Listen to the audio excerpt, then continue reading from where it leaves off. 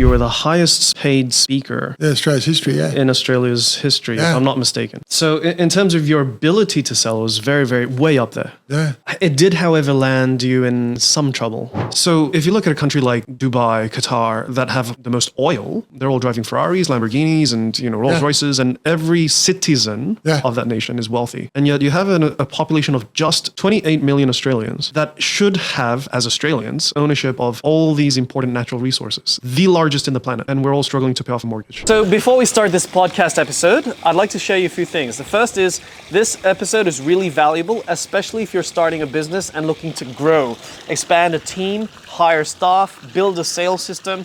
We've got a lot of good stuff for you coming in this episode. The other thing as well is I'd like to apologize in advance. And the reason is we recorded this episode with 3 cameras shooting from different angles. However, we lost the data on 2 of the cameras due to a freak accident. So I apologize. There's only going to be 1 angle on this entire episode, but I hope you don't mind. Visually, it might be a little one-dimensional, but I promise you the contents are very well worth it. The speaker is going to be censored and hidden in a few aspects, and that's for an important reason, because even though he's a very smart and high-performing entrepreneur, he has been involved in controversy in the past. So get the value out of this podcast episode first, make your own judgments, and if you do decide, hey, I'll tell you what, the controversy is the past, leave us a comment, and in the future, we might actually reveal who this guest is and let you get familiar with him as well. That being said, I hope you enjoy the episode, and let's begin. Okay, let's go for round 2, shall we? Okay.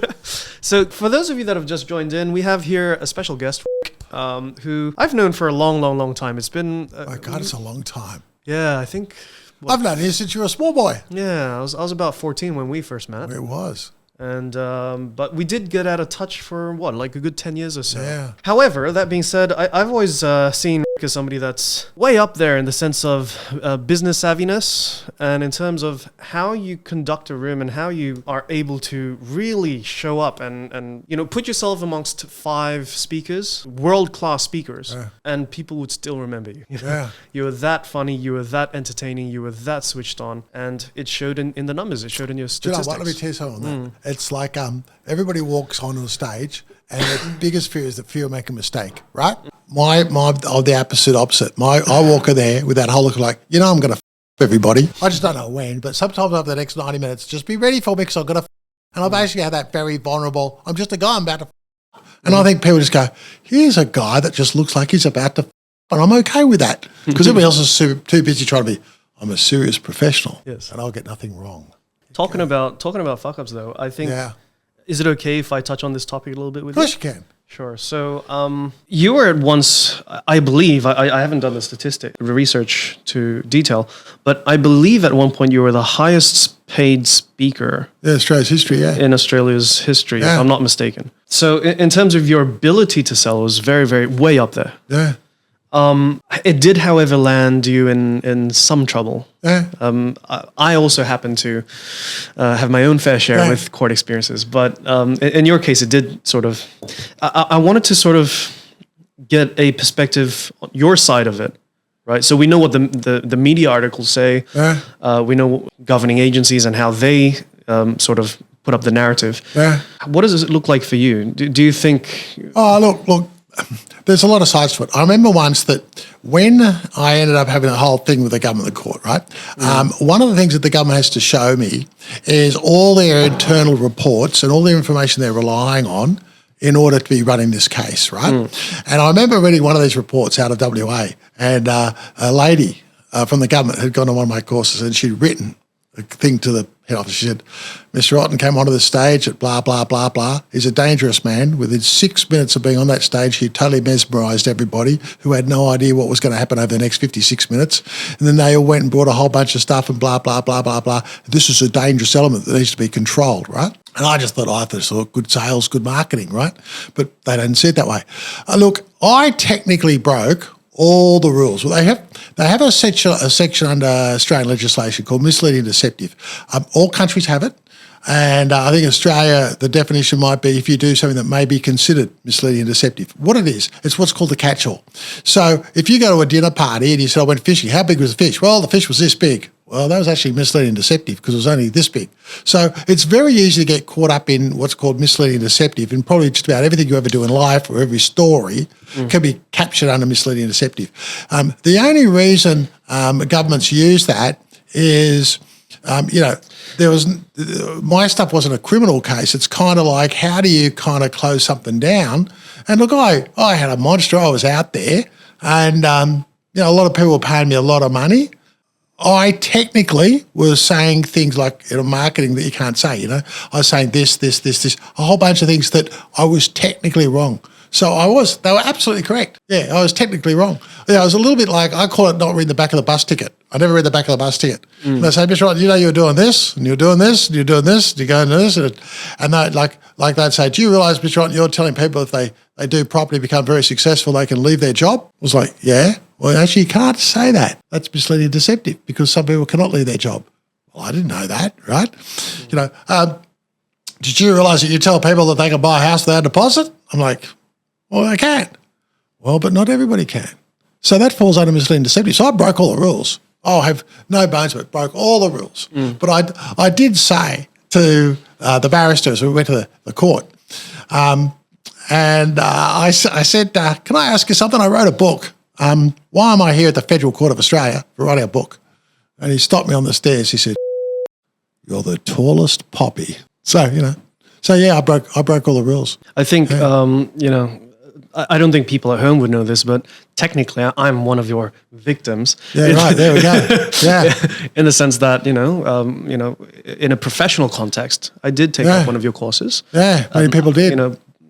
On my side, I don't think, I think I still have age because I was like 16, 17 years old at the time. So, the things that I went through comes down to age.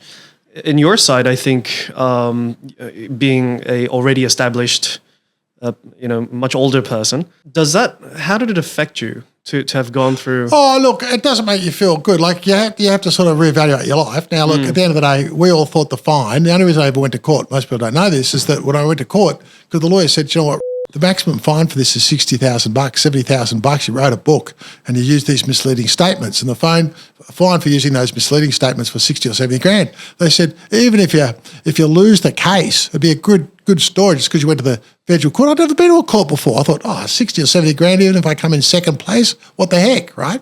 What I didn't know was they left the 2-year window between when I lost the case, happy to write the check, and when I actually got the bill, and they changed all the laws.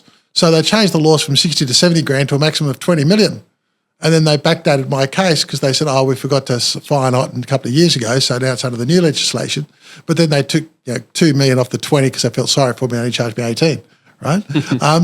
That was a bit of a head shift because at the time, you can imagine, it never really affected the people who knew me because the next couple of years, I don't think I paid for accommodation. I don't think I paid for a car. I don't think I paid for anything anywhere in the world because so many people knew me and made so much money from the strategies. They'd go, mate, I'll give you a car. I never had to pay for accommodation in Spain or Ireland or America or anywhere I went, right? But it takes you back because, remember, most people are going to read or believe what they read in the paper, which was, by the way, I wrote this book, The Book of Lies, because I said you could buy a house for $1, right? And that in itself was an interesting argument. They argued that for a couple of days. But look, it's just one of those things that you go, oh, okay, accept it for what it is. I remember my wife said to me, she's American, she said to me 30 years, she said, you sure you want to start a multi-million-dollar business in Australia? I said, yeah, why not? She goes, it's not very entrepreneurial savvy. It's like if you make a lot of money in Australia, they're not really going to like it. I was like, no, who cares, right? But, you live and learn. I wrote another book after that. I was a bit more careful about what you write in the book. What were the most important lessons that you took out of that experience for yourself? I think I wanted to give my business away a few years earlier. Before shit hit the fan? Before the shit hit the fan. Sure. I was over it. I built this business from nothing, and I realised that what men get passionate about is building things. When it's built and you're just operating it, well, now you're just an operator in a factory, putting lids on a can. So the passion, the excitement was building this business, right? Just operating the business and doing the exact same thing every single day was actually pretty bad. Actually, it was so bad that I remember at one stage I went to the bank, I had $2.2 million in cash in my bank account, and I thought to myself, how can I be so unhappy yet I've probably got more money in my bank account than anybody else in Australia, right? Because the passion, the excitement it was just now a factory. Like the diary was full 7 days a week of time to get a haircut, time to do that, time to get a dress. It was just a machine, right? So I checked out. I had mentally checked out. And I think when I mentally checked out, there became a disconnect. I think I became sloppy. And I think at the time when the government said to me, do you know what? You've written this book, we're going to take you to court and blah, blah. It was probably good. It was probably good because I was over it. I remember I said to my wife, who was my business partner, I said, I don't want to do this anymore. She said, you're making $7 million a year. Oh, yeah, but it's a pretty lousy way to be making it. I want to do something different, something exciting. Like we talked about, I want to bring financing into Eastern countries or do these different things. They're exciting, or apps or different. It's the passion that you get is the excitement. Once you become just doing it, you watch men are very interesting. They get really excited about building their business. And then, this is just my interpretation, they built the business, they're bored, stupid, so what they do is start taking cocaine and going out with the 25-year-old secretary. Why? Just to get some excitement back out of their life because they've built this machine that just does this every day. It's not exciting anymore. So what did I learn? Oh, God, I learned a lot. Didn't stop me writing books. It would probably stop me building a big business in Australia again. I'd probably pick a better country to do it, right? I should have also had, which I never had, I should have had a compliance officer. So in Australian business, what you really need a person whose full job is compliance. And they just check. We have some of the more legislation in Australian business than pretty well any other country on the entire planet, right? So there's so much legislation in Australia around business that I should have had a full-time compliance officer that said, you can't say that. That has to be there. This has to be there. Like, I didn't have half that stuff. Remember, my business started out of nothing. It just grew like a monster, right? And what I should have had was a compliance person paying him 120 grand a year going, wait, Rick, you can't make that statement. You can't say that. That has to be written there. All this compliance-y stuff that should have been there. Sure. But in terms of, I think something that's important to clear up or clarify, first of all, I don't think it was ever a criminal. No, it was never a credible case. In actual fact, what you probably won't ever find anywhere on the internet is somebody who says something and says, I got scammed or ripped off by Rick Cotton. It doesn't exist. So you might find the government doesn't like me. In actual fact, when this first started and the barristers came in who were like $15,000 a day, they said, how come you can be going to the federal court for a book? This is just unheard of. This is crazy, right? So they said, we'll have to go and see our constabulary, our friends who are the legal people representing the government and find out, have a long lunch and find out why you're going to the federal court. Now, they came back and said, okay, well, apparently there's just a handful of guys in the government who actually don't like you. They really hate you and they're going to spend whatever they need to spend to make you disappear. Yeah, and I can understand that. I can upset people sometimes. So, and I was doing some stuff. Remember, everything I was doing was very breakthrough. So everything that I was teaching people to do was pretty new stuff, and I enjoyed the fact that was the thing that gave me excitement. It was like, how can I do something differently from how it's been done in the past? So we might have, you buy and sell properties in Australia, you pay stamp duty to the government. But what if I could find a way where you could legally buy and sell it without paying the stamp duty? Now, my students would love it, but the government would hate it because we're taking millions of dollars out of the stamp duty department, right? And I say, yeah, but it's legal. They'd be going, yeah, but that's not really the essence of the spirit of the law. Australian spirit. The spirit. And they were right. And I kept doing that. And but never broke the law. I never broke the law. I always say, hide in plain sight. Never break a law. And that's why I never went to jail, because I basically said I never broke a law. I just upset a lot of people. Now, did I learn a lot in business? Oh, God. The things I've learned about running businesses, like I built a business, it was a multi-million-dollar business. Did I build it the same way the second time? Totally different from all the lessons I learned running businesses. Sure. Yeah. But I think it's something that once you do have that entrepreneurial flair, no matter what life hits, throws at you, I think you just bounce back up again anyway. Yeah, well, and that's the thing. See, what happens is, I've always been saying this, like, you can prosecute entrepreneurs, which some countries do, they prosecute, but you just move them to another country. You see, the problem Australia has is what's called the brain drain. And John Howard said this in 1996. What's the brain drain? The brain drain is where your smartest people keep leaving the country. So what happens is you keep bringing in more immigrants to replace the brain drain because the smart people leave. Now, if you look at Australian entrepreneurs, they all leave Australia in droves. They'll all come back at 65 because they get all the free government benefits when they've retired, but they all go to England, America, they go everywhere else. Australian entrepreneurs don't stay in Australia very long, right? Because it's just... I thought it was just me. No, it's not. It's true. And you see, what they try to do, they go, well, if you hit the guy over the head enough times, you'll knock the entrepreneurial spirit out of him. It'll just move it. But people don't understand why we had the tall poppy syndrome. Well, and that actually goes through the history of when Australia was developed, right back there to 1788. something that I encourage viewers to at least think about is why is it that Australia was able to become one of the top economies? All the biggest cities, Sydney, Melbourne's always ranked amongst the top of them. And it's only a country that's 150, 180 years old or something like that, right? Who did they use to build that? It was the prisoners from UK that was sent here. And so you had the Smithsonians and whatnot building all these things. Now, another question that's really important to ask is, isn't Australia the country with the most gas, the most, natural energy? Correct. So if you look at a country like Dubai, Qatar, that have the most oil, Yes. they're all driving Ferraris, Lamborghinis, and Rolls Royces, and every citizen of that nation is wealthy. Yeah. And yet you have a population of just 20 million Australians, 28 million, whatever it is, 28 million Australians that should have, as Australians, ownership of all these important natural resources, the largest in the planet. Yeah. And we're all struggling to pay off a mortgage. Yeah. We're all struggling. Well, there's a whole bunch of different reasons why this comes around. Well, first of all, there's this called push-pull economics, and Australia decided to go for push economics instead of pull economics, right? I'm going to explain that to you in a second. But you've got to remember, Australia lives on foreign investment. Now, if you don't bring in foreign investment, how do you develop these resources? Well, one of the things that Australia did, which was really dumb, a few years ago, we had the iron ore boom, right? The iron ore boom. Well, what the government decided to do was to charge iron ore producers a higher tax rate than anybody who invested in anything else. Now, if you're an overseas company, you've just invested $35 billion into Australia based on a certain set of criteria, you put the money in, and then Australia says, oh, well, since you're making so much money, we're going to increase your tax rate just for you. What do you think you've just said to every other investor who was ever thinking about investing in Australia? Well, they'll hesitate. You bet. It just gets too scary because the Australian government doesn't like people making a profit, gets very upset when people make a profit. How do you think I know this?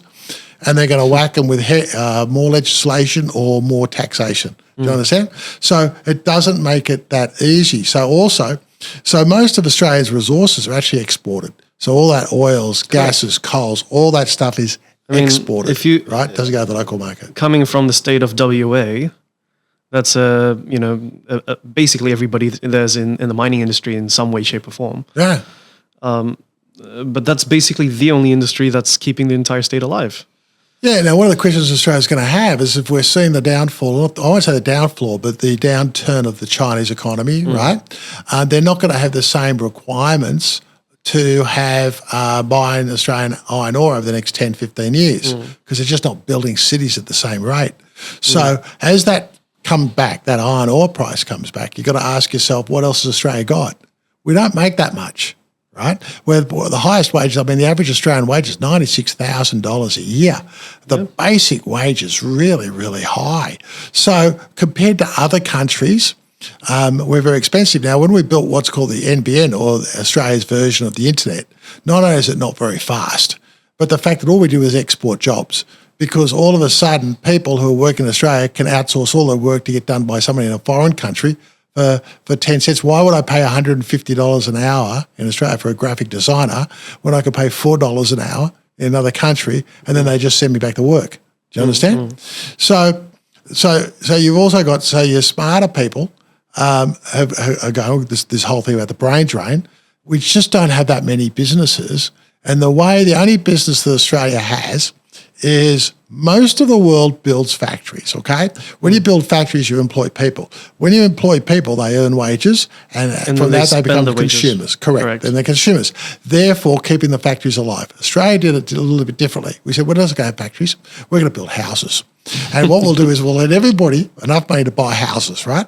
And then what they're going to do is, because you're buying houses and these consumer goods, you've got to have furniture for the house, washing. So you need all these goods for housing, okay, with a knock-on effect. So what it did is it changed a different type of economy. What it did, it forced everybody to get massively into debt to buy housing, turn housing into an investment vehicle, right, rather than a vehicle in which you can live, and worked on the basis that if everybody has an empty house, then they'll buy a sofa, a TV, a blah, blah, blah, blah, and it'll suck in all the goods. Now, here's what was interesting. Because now the goods are no longer made in Australia, right, now they're sucking in all the goods from overseas companies who built the factories that we didn't build. And so they've built all those factories, feeding their economy, sending all the crap back to Australia because we exported all the factories. So I think what's really interesting now, here's the bit that I just don't think people will get. People go, my house was worth $4 million. I made $1 million last year. Yeah, how'd you make $1 million? Well, the house went from $4 million to $5 million. I said, no, you didn't make $1 million. So what do you mean? Well, can you tell your wife tomorrow that you're going to sell it and live in a caravan? No. Then you didn't make the $1 million. If you get to 65, you're going to sell it then and live in a caravan? No, your wife's not going to do that either. Are you going to go to another part of Australia where it's cheaper? No, because then you're away from the kids, the grandkids, and all the rest of the family. You're going to do that either. And in fact, you're going to die in this multi-million-dollar house that you never got to spend, never got to use any of the money. It's now worth $1, but you still made no money. So you have these massive, big McMansions, we call them, right? And the average Australian guy never has enough money to travel the world, does what he wants to do when he wants to do it, because he has this massive McMansion that he thinks one day is making him wealthy, but he actually dies owning that McMansion and never sees any of it. Right? Most people can't see the fact that the whole concept of real estate, owning your own home, having a mortgage on that home, is actually a product of the bank. Yeah. You know? And exactly as you said, when your house doubles and triples and quadruples, well, every other house in the same neighborhood also tripled and quadrupled. And so if you wanted to take profit on it, there's only one way. You have to take a bigger loan. You know, and if you take a bigger loan, then if it's your primary residence, then you're the one paying for it. Yeah, create more debt against it. Yes. Yeah. So the only way you get your money is to take more debt. Now, if you try to sell it and buy another house, all the other houses went up in value. Mm-hmm. So you're just going to swap for another house of the same thing. If you want to stay debt free, correct? Right. Yes. Or what you do is you say to your wife, I tell you what, let's sell a multi-million-dollar house and we'll go and live in a tent.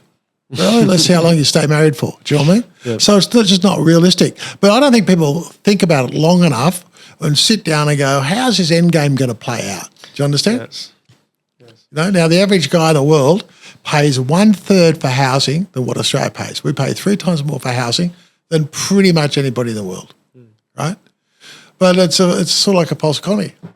And then we have to charge really high taxes for a whole bunch of other stuff. So here's a question for you.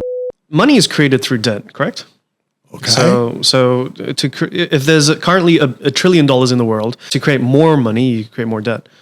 Now, if governments around the world are creating more money by creating more debt, and that's how they fund everything, build more infrastructure, go to war, etc., why do governments even tax people in the first place? Don't they get their money from expanding debt? Why are taxes necessary? Oh, you know what? I'm probably not the right guy to ask that question. There's a lot of stuff I know, but there's a lot of stuff I'm happy to say, I don't know, Brian. I don't really know. I'm happy to say, but the question's there. Yeah. But it's definitely something that I think if you're working a 9-to-5 job and you're too distracted with the regular routine of waking up every Monday, going to work, clocking off, coming back home dog tired, eating a dinner that you cooked at home because you can't afford to go to a restaurant, and repeating that same thing over and over and over again, there's no energy or time left for you to actually think, why is the system set up this way? Why is it so hard for me that's struggling to save a deposit for a home that keeps going up and up and up and up? But here's the difference. Right now, I think people are woken up. We've gone from an owning economy to a renting economy, okay? Airbnb, we rent it, we don't own it. Uber Eats, okay? We don't own a car. We just rent a car to get from AB. Think about music, movies. We don't own this stuff anymore. We rent it. The world is moving from an owning economy to a sharing renting economy, because that way people can get what they want when they want it, far less than the old school of owning it, where you save all your life, miss out on everything to own it. And then when you own it, then what are you going to do with it? Well, then you're going to try and sell it to somebody else, right? I think the only thing you should still own today is, well, Bitcoin, but I'm biased. Yeah. Go on with your story. Well, the thing is, we're moving like we talk about, say, houses, okay? We do houses here. I give a guy, if he could rent the house, he'll make $1 million a year, $1 million net cash in his pocket in 25 years. He won't own it, but he'll walk away net in his pocket 25 years. Now, some guys will look at that, go, that's a massive ATM machine. There's no other way owning a property does that, okay? But that's just saying, why don't we use it as a vehicle to achieve something? So when you watch movies now, we don't go, or when we get DVD, we don't buy the stuff anymore. We just want to use the vehicle to get the experience and then give it back to whoever had it. We don't want it anymore. We don't own it. The days, my generation, because I'm a little bit older than you, was you owned 500 million DVDs, and then you're going to carry them around with you for the rest of your life and carry around your record collection. And you can't, you know what I mean? I find that I can get on a bike or a car for $3 and go just about anywhere. Why would I want to go and buy a car? Right? And I just think there's that shift of thinking that the new, especially now that the younger generation, their tax rates are so high, it's so hard for them to own anything anyway, they've had to rethink the model. I think people are rethinking the models. Was tax as high as it is now back in your day? No, in actual fact, if you go back, there's two interesting things. If you go back to about 1913, taxes were very, very low, right? If I'm not mistaken, I'll get it on the screen if I'm right or wrong, but I think at one point Australia didn't have a tax system at all. Yeah, and I think taxes are about 19. There's two things I remember about 1913. You can just check this out. I think tax rate was about 7%. Sure. And the other thing is too, the average person only lived to about age 55. Okay. Okay. Now here's the bit. It was the dingoes that got to them. Well, what they did is that's when they brought in old age benefits. Okay. Sure. But they brought in old age benefits to start at 65 in all the Western countries based on the fact the average person lived to 55. So the government's figured out they can have a 7% tax rate because they're never going to have to pay old age benefits because we'd be dead, right? Problem is everybody now lives till 80. Yeah. So now they've got to fund 15 years of people's existence whilst they're earning no income. The only way you can do that is tax the younger generation at a much higher tax rate to pay for the 15 years that people are never going to be earning anything for the economy. Do you understand? Or have all the old people tragically die because of a specific virus that only kills old people. There we go. And leaves all the young people, alive. Yeah, that's true. So what happens is the younger people are being hammered by these high tax rates. And they've got friends who are going and living different life experiences. A young person is more likely to travel around than an older person to experience life. But as they're now experiencing life, they're seeing benefits living other parts of the world, especially when now everything's on a smartphone, right? You can do absolutely everything on a smartphone. So life becomes really mobile. If your life becomes really mobile, you're going to rent all the facilities of what you need to use it for when you need it. Yep. So considering all that, I think I'm sure that's, first of all, I agree with all those observations. How are you using that to your advantage? Okay. Well, when I rebuilt my business again for the first time, right, I made lots of changes. And there are some things that I found that we still do in business that are incredibly inefficient. When I had to sit in a rock and come back and rebuild the whole thing, I took the whole model apart and rebuilt it. And here are some of the changes I made. If you look at any company, companies get more and more efficient as they grow. It's just how they are. They get less efficient. They don't get more efficient, they get less efficient, right? Why they get less efficient? Because then the new guys come in, right? And then they become inefficient, then the new guys come in. So when the new guys always come in, which is a competitor, they're always going to be efficient. But as they grow, they become inefficient with processes, systems, and methods, okay? So if we understand that, that's the first thing, because my company went through the same thing. Second thing is these days you spend a lot of time employing people. And in fact, if you employ somebody, you don't actually double the amount of productivity you get. You're only getting about 30% more productivity because 70% of the time goes in managing that other person. So you're only going to increase productivity about an extra 30%. It's not 100%. You also spend a massive amount of time and resources and energy and personnel and money employing people because they're going to be trained, then they're going to be supervised, then they're going to be looked after. So the best thing you can do is create a system whereby all that has happened automatically and costs you no money before the person comes to your company. Now, the second time when I rebuilt, what I did was I realised I'm either going to employ people with attitude and skills. Skills I can teach, attitude I can't. You get the wrong attitude, I'm stuck with that person. It's going to be a pain in the ass. I've got to find a way to get rid of them. And remember, in a Western company right now, in a Western country, you just can't fire people. You've got to go through processes and warnings and this and that, and you just can't fire people. It's very hard to get rid of people.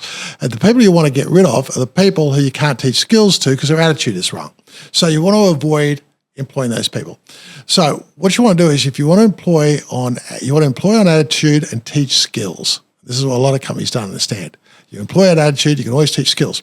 So the way I did the second time was when I put my ads out to employ people, I got all the applications. And I'll put them through the process. But you see, most people put them through the process of the person walks into an office and gets an interview and spends an hour's time. What a crazy, and then you've got to guess whether or not this person's good or whether they're lying. And they're not that good, right? Because you've got to remember, the closest thing to perfection is what someone writes on a resume. So what I used to do is I'll put the ad in and say, great, fantastic, I've got your application.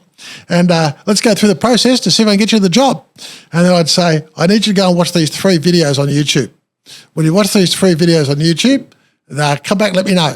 Come back, let me know. By the way, this is all on autoresponder. I don't speak to anybody. Great. Here are your questions. Answer these questions. Now, they've got to answer the questions, and it tells me whether or not they watched the 3 videos. Do you understand? From the applicant's point of view, it's a real pain in the ass. Oh, I've got to go watch 3 videos just to decide if I can get this job, right? Okay, then they come back, and then I see if they lied or they've answered them properly because I know what the answer should be, right? I say, congratulations, you got your job, you start Monday. They're all excited. Yay! Well, I'll tell you what, if I'm going to start you on Monday, I've got to make sure, do you want to make money quickly or slowly? I want to make money fast. Great, let me get you skilled up. Watch these other 3 videos. And the 3 videos is giving them the job, the skill, what they've got to learn. And then I give them a test. Again, by the time I ever speak to anybody, I've got totally, fully skilled up people ready to go, and all the people with a bad attitude, the 85%, dropped out. They wouldn't do what they had to do to get to the end game. Do you know what I'm saying? But I meet nobody until they're already trained up, ready to go. And there's no, you've got to be trained. You're trained. You did it all on the YouTube. Everything you ever want to know is on the YouTube. If you want to go on YouTube, what does it look like when you dribble molasses down the side of a tree? I'm sure there's a video on it on YouTube. Everything's there, right? So I self-employed. Everybody gets self-employed because they employ themselves off YouTube, and they're fully skilled, and I never have any meetings with anybody. Well, that's very interesting. Okay, yeah. So the whole human resources companies could throw them out. You just don't need that anymore. It's just a waste of time and effort, right? So that's the first thing to do. Second thing, do you think it's possible that when you've got all your people, some people are more productive than others? I think the rule is the square of your number of employees generate 80% of your profits. So if your company had 100 employees, only 10 of them would be responsible for 80% of Correct. Your profits. So let's fix that because 10% are resolved for 80. So here's how you fix it.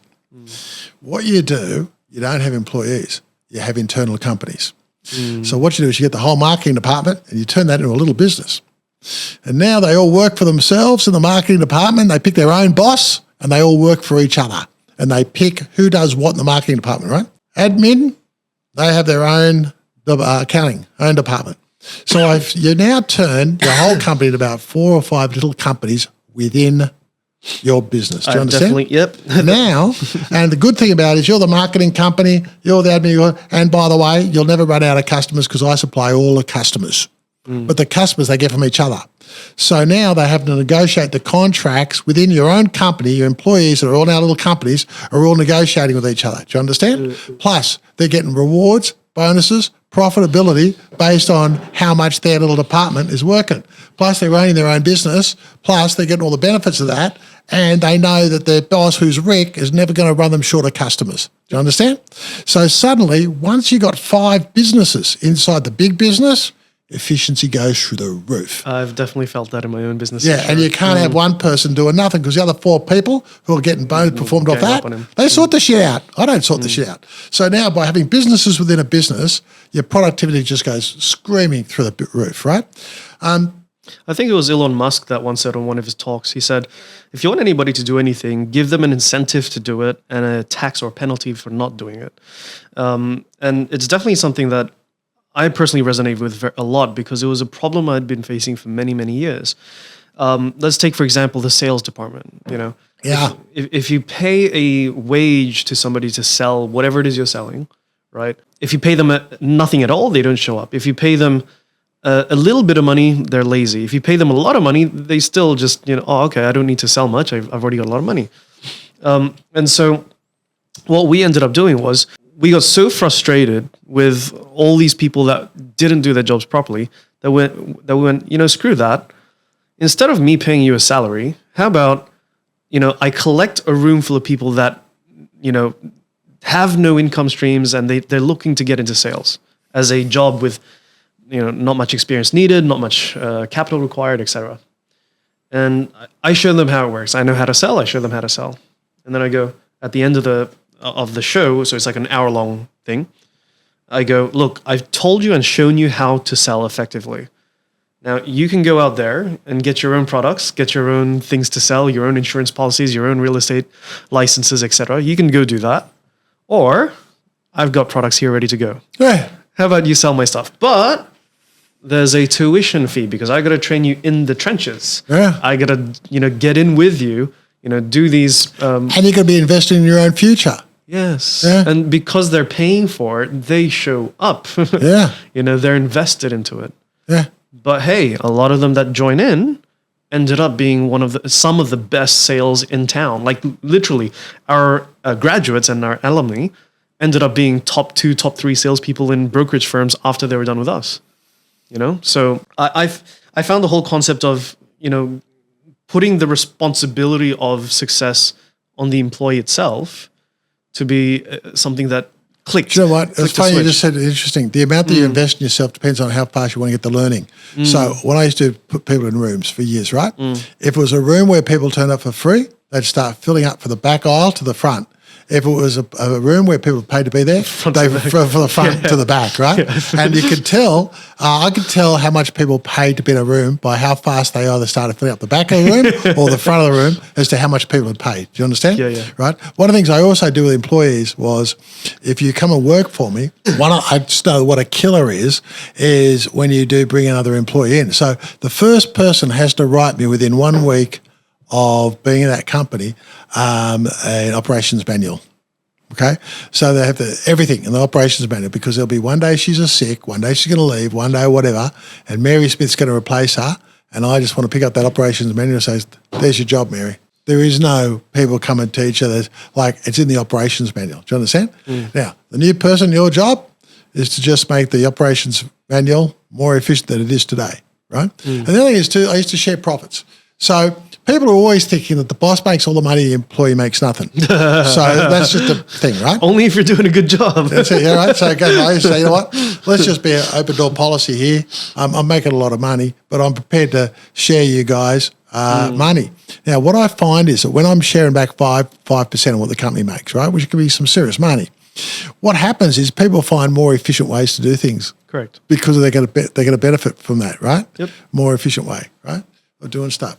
And, they're just things that I found. And then I also, when I stopped long enough to rebuild the business, I started then asking myself, what is a process that I can find an app or something online that can do this?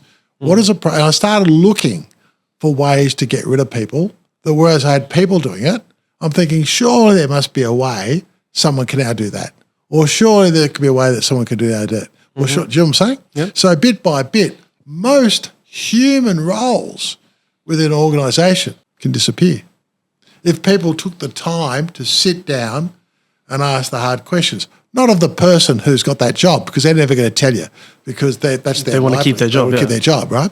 But most jobs within a company can actually disappear. You don't need them. Totally agree. Yeah, you don't need them at all. In fact, I had a funny story because one day I was paying, I think my girl, $84,000 a year. And I said to her, not having much on today? And she said, no, I haven't had many calls. I said, how many calls you got? Do you log the calls? She said, I've logged the calls. She logged 8 calls for the day. I said, no. And what was this one about? Oh, this person called, they wanted to know if they have hotels in Sydney. Oh, okay. And what did this one call? oh, we've got an event. They wanted to know if there were going to be pencils at the event or if they have to bring their own pencil. So they were all these inane, right? And I said, do you normally get 8 calls a day? She said, no. I said, I didn't think so. She said, no, normally about 6. So I worked out she's getting 30 calls a week at 84 grand a year, right? Pretty expensive phone calls. I said to her, you know what? I'm paying you a lot of money for you to do absolutely nothing. She said, I know, I've got one of the best jobs in Sydney. And then I just realised that most people are now going to chat or going to WhatsApp or going to email or going to FAQs. And the days of having the girl that sits there who's the receptionist going, bath on you, bath on you, bath on you, how are you today? Right? Well, that's kind of old school, right? So, but I was an inefficient company that I got so big, it gets more, and you're always going to have to plug these holes, but you never get round to it. So when you come back a second time, you go, okay, how can I do that differently? How can I do it better? How can I do it more efficiently? So how about I sort of share how, at least from, so how about I talk about how I go about hiring people? Because we've heard how you hire. I think it's one of those things. Your business is as successful as how effective you are at hiring talented people. Yeah, and you're going to get talented people. It's people who are smarter than you. So exactly. So when I was listening to what you were saying, I agreed with most of it except for one thing. You said hire on good attitude because skills you can teach. Yes. I agreed to that one to a certain extent, depending on the role. But sometimes we need people that know more than us in a specific field. So, for example, I used to do all my video editing by myself, and I can edit videos, but I'm nowhere near as good as the people that are doing editing like Fuzzle here, right? And so these days when I hire people, attitude and values is definitely up there as the top thing. And so we do something called a personality test. I think different companies have different ways of doing that. We have people like Ray Dalio, who's a billionaire. He created his own personality test just to figure out, is your personality the type that's really detailed and really organized, or are you more the creative type and so forth? So he has that style. We use something called the 16 personalities test, which is up the lines of MBTI tests or Carl Jung type test. And that's just to figure out if the job requires creativity, are you a creative guy? If the job is an admin job and you need to be very organized and you need to remember things that the boss doesn't remember, then you are that style of person, right? And so that's the first thing we do is we test their personality and see if it fits. If it does fit, then the next thing is, how do I know that person understands his profession at a specialist level that's more specialized than I am?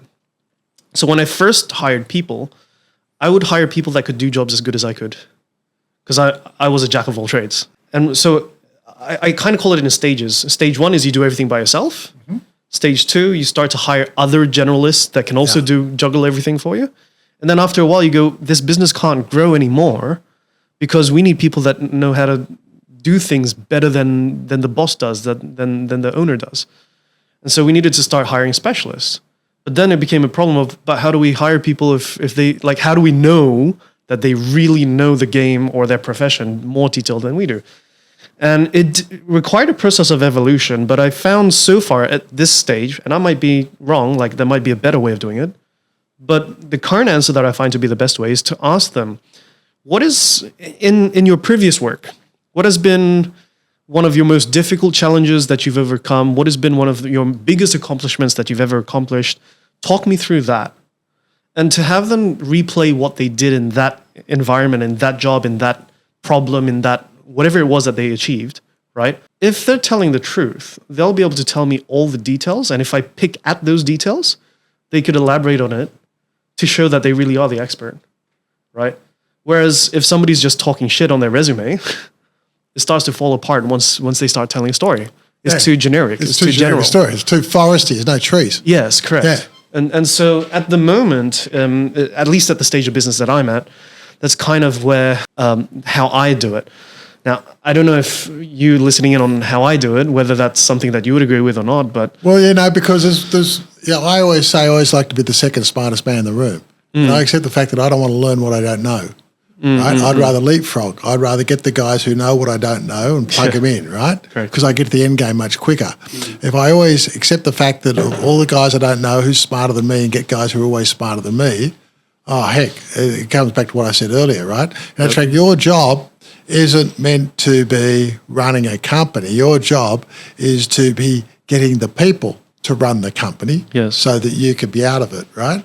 So, so I'm always, I look at what I'm doing now and I go, yeah, I can do that. Yeah, I can do that. Yeah, I can. And then I look like hours in for hours out, right? And yet you'll find anybody who wants to leapfrog will find a guy who can do that, because the guys who are really good at what they do, they bring a lot of extra talents. I was watching something sort of unrelated, and I was watching how they make a good pop song. And you get the studio guys in there, right? But the studio musicians, the good guys who know the skill, virtually add in all the other frills and all the other sexy bits just as off the top of their head that then suddenly makes that song a hit, right? Because if you just went off the chord chart and you just played the chord charts, most songs would just be, oh, yeah. But as the guys are coming and go, oh, yeah, but I could also add this bit and do this bit, blah, blah, blah, blah, blah. Yeah. And it's that skill of what they know, right, that lifts that thing to the next level. Do you understand? Yep. I think one of the examples I can think of, I don't know if you can find it, it's a video of Kanye West before he got famous. He was working on that song, what's it called? I don't know if she's a gold digger or whatever. I forget the name, but it'll be there. And Timbaland's there just tweaking a few quick keys, but his little tweaks are what make the song iconic. Yeah. And shoot it through the roof. So really, the people at the top, they're just making sure, organizing, directing, but also just adding those extra 5% tweaks that take the business to the next level. Yeah. Yeah, that's it. And that's kind of the magic that you want to get, right? Now, that usually just doesn't happen from someone reading a book. That usually is what's called the nuance that's just developed over many, many years. One of the guys. How much of it do you think is talent, and how much of it do you think is something that you can learn? Either you're born with it or not, or is it actually realistic that anybody could get to millionaire status, multi-millionaire status, starting from nothing? And this is going to be a really generic thought, but I think it's how you think and the environment you're in. See, when I lived in America, everybody had the environment that everybody could be president. You could do anything you want. You just got to find a way to do it. Now, that attitude is very different from many other countries, whereas it's just not possible. You can't do it, right? And then if you did it, you better be careful if the government finds out, it's bad. So, the environment that you're in, I think, has a lot to do, as it were, that propels you forward or backwards. Because most people, they say, will always earn about the average of their 5 closest friends. And I always say, if you want to be rich, just get different 5 friends. It's really hard to stay poor if you're hanging out with rich guys, right? It's like you can get on an airplane, one guy's going to read a comics, and one guy's going to be reading a really interesting business book. Well, maybe sitting the guy who's reading a really interesting business book, you might get more fuel out of that conversation than sitting the guy who's reading the comic book. Do you know what I mean? So I think it's a lot to do with the environment. I remember a lady, this is probably 30 years ago, I was catching a plane to the US, and she headed up the welfare department of Detroit. God, this is a long time ago. And she was talking about how the people in Detroit at the welfare level were earning $200 a week. It's funny, I still remember these figures. And they were doing an interesting experiment. They find that with all the welfare people who live in the same part of the city, with all the other people earning $200 a week, they all end up earning $200 a week. So what Detroit started doing was picking up people and putting them in suburbs where they're earning $70,000 a year. And then they just found it was a very interesting experiment, because the 200 people a week people were no longer earning $200 a week. They started earning more money because they were implanted into a different environment with different expectations. So whether the person can become, it's a lot to do with, I think, by how you think, and I think how people think is judged a little bit by the peer group. The what? The peer group, the people around them. The peer right? group. The people around them, right? So if everybody else around you says, no, you can't, you think you can, well, it can be hard to hang on to that. I think I can, when you've got an environment around you saying, no, you can't, right? But if you surround yourself with an environment, of course you can. Why haven't you done it already? Sure. Yeah. I think that's a really, really valid answer. I think, at least from my side, I became a millionaire through the internet. So I would do webinars, host events, and blah, blah, blah. But what I found was, once I did become a millionaire, I actually found myself very, very lonely. Yes. Surprisingly lonely at the top.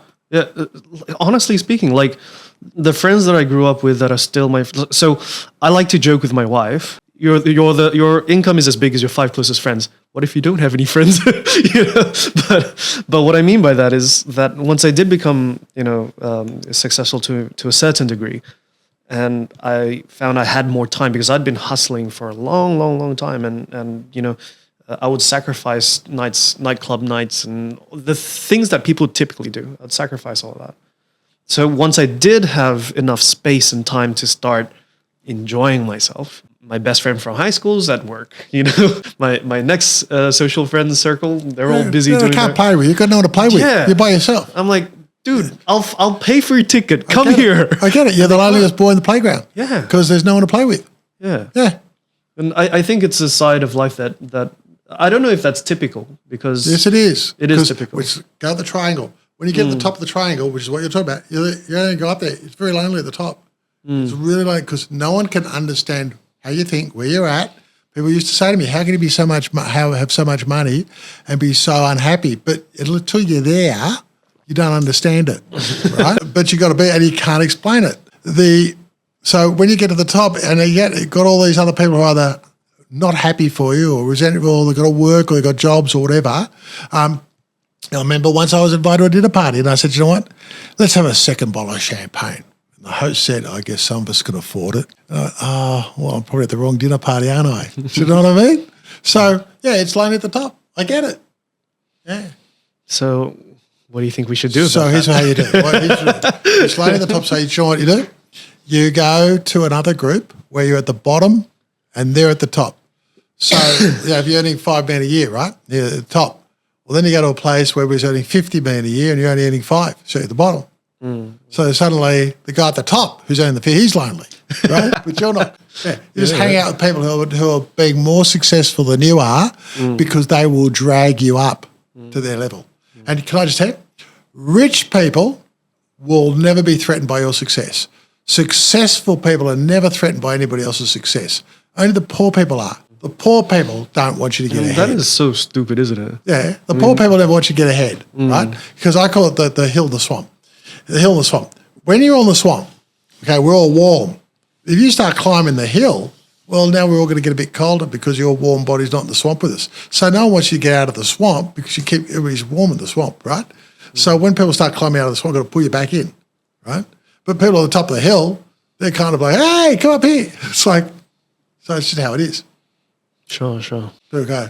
I reckon you're a bad man. And I used to say, I've never heard a successful person say that. The thing that I try to stay really, really conscious of, and we do have time to think about here, so we might wrap it up soon. But something that, this whole idea of always chasing bigger results, bigger money, bigger, if you're at 5 million, look for people that are 50.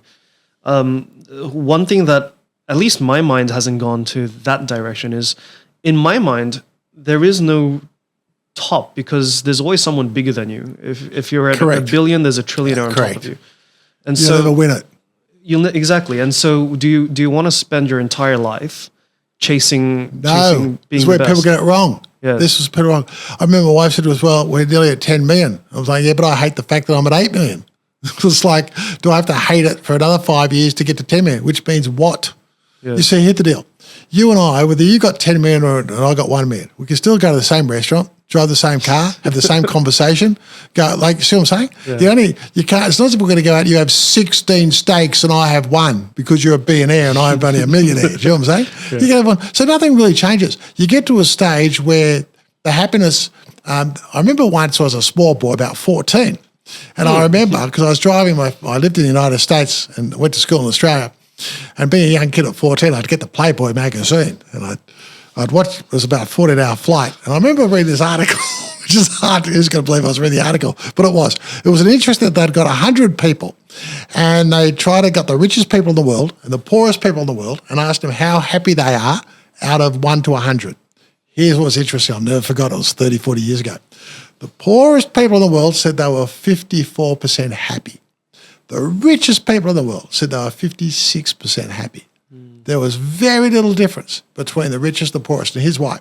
Once you make enough money to pay for all the essentials and have enough money to go out for dinner and go to the movies and have a good time, Everything above you have above that doesn't actually increase the happiness thing. Do you understand? Yes. So I would say, people say to me, well, do you miss not making all that sort of money again? No, I miss all the problems and shit that came with making all that money. I don't need to make that much money to go out, stay, travel the world, fly first class, all that sort of stuff, right? But what I do miss, which you can't get, are the relationships you don't get to build, the conversations you don't have to have, the life experiences you don't get to experience because you're kind of wrapped up in that, let's make more money. Right? And when at the end of the day, when we're all down there in the box looking up at the lid, right? No one cares about how much money you got. What are the experiences you had? People remember experiences. They don't remember money. Yeah. No one ever remembers, the third car they had, but they remember the day they went abseiling across the Grand Canyon. At the end of the day, that's, it doesn't come down to things you own, but No, experiences you had. and the It's all about relationships. experiences and relationships, yeah. So I would rather have those relationships and those experiences. Oh, yeah, and enough money, of course, to do what I want to do when I want to do it. Like, don't get me wrong. It's all about having enough money to do what you want to do with those people you want to do it with when you want to do it. Yes. But that only takes so much money. Everything above that is what? Thank you so much for sharing the things that you've shared today. And I would love to have you on a different episode. We'll do it again. But thanks for your time. All right. Good on you. Have a good day. No worries. Yeah.